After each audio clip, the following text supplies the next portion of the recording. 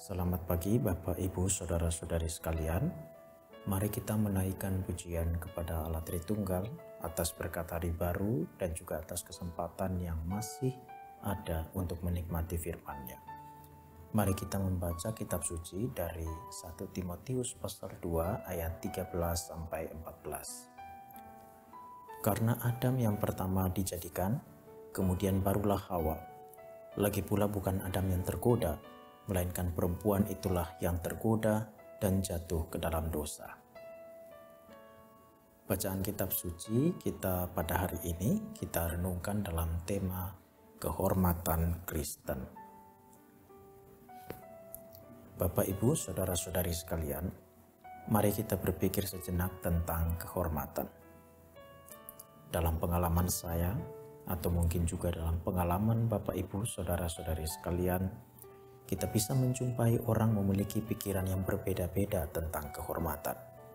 Salah satu yang menjadi perbedaan dalam masing-masing orang melihat tentang kehormatan adalah bagaimana mengukur nilai kehormatan itu. Secara sederhana, kehormatan itu relatif. Bagi sebagian orang, berpakaian dengan aturan tertentu menunjukkan bahwa orang itu adalah orang terhormat.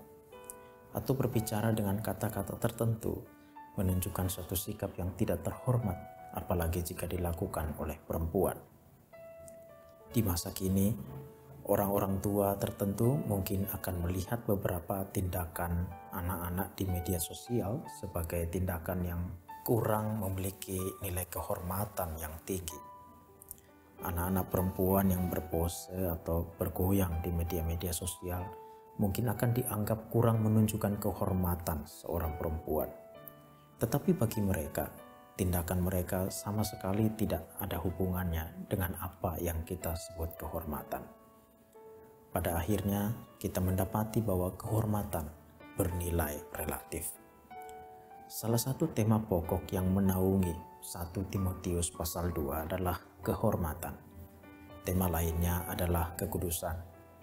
Dalam kedua tema ini, yaitu kehormatan dan kekudusan, Paulus berbicara tentang bagaimana laki-laki dan perempuan harus bertindak, baik dalam jemaat maupun di luar jemaat.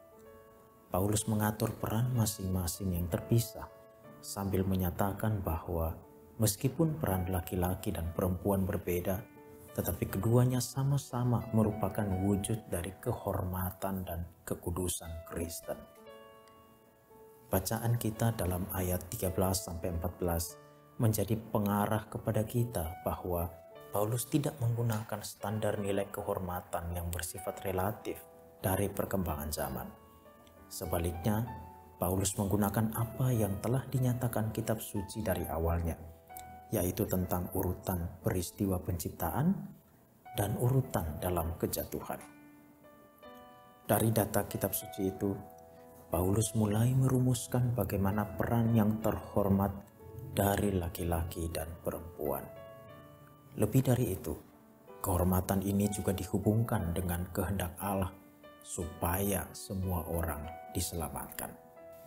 Ini Paulus ungkapkan di dalam ayat 3 dan 4 di pasal 2 ini, jikalau kita ingin membaca bagian-bagian yang sebelumnya. Ini berarti bahwa kehormatan manusia mendapat goal atau tujuannya dalam misi keselamatan Allah. Bapak Ibu, saudara-saudari, kita tidak akan bisa berbicara dengan orang tentang kehormatan jika kehormatan itu tidak didasarkan pada kitab suci dan ditujukan untuk misi keselamatan Allah. Jika kita hanya berbicara tentang kehormatan tanpa mengaitkannya dengan kitab suci dan misi Allah, maka kita hanya akan tiba pada kesimpulan tentang kehormatan yang bersifat relatif.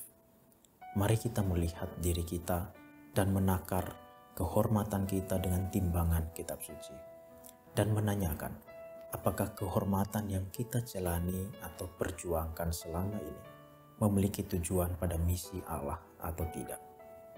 Kita melakukan sesuatu ataupun kita menjalankan peran tertentu, semuanya harus didasarkan pada tuntunan dari kitab suci.